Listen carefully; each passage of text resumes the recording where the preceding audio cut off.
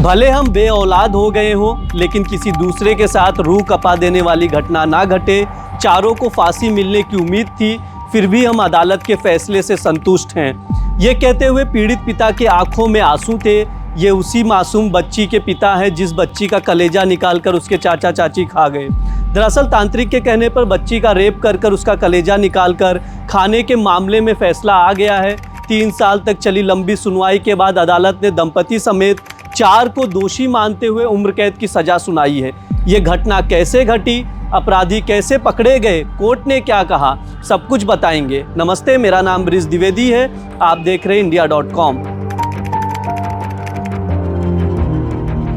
उत्तर प्रदेश के कानपुर के पास एक जगह है घाटमपुर। यहाँ से 14 नवंबर 2020 शाम घर के बाहर खेल रही 6 साल की मासूम बच्ची गायब हो गई।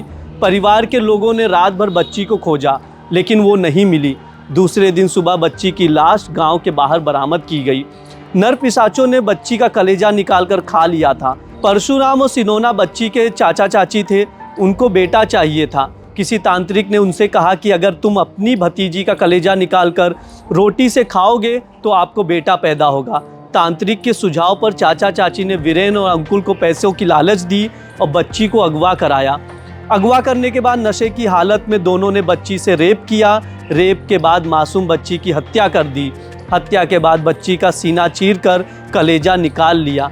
दोनों ने कलेजा परशुराम और सुनैना के हवाले कर दिया। परशुराम और सुनैना ने दिवाली के दिन रात में रोटी में रखकर कलेजा खा लिया।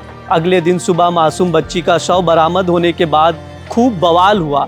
साक्ष्य के आधार पर पुलिस ने दंपति समेत भतीजे वीरेन और अंकुल को गिरफ्तार किया। 3 साल बाद अदालत ने चारों आरोपियों को उम्र कैद की सजा सुनाई है।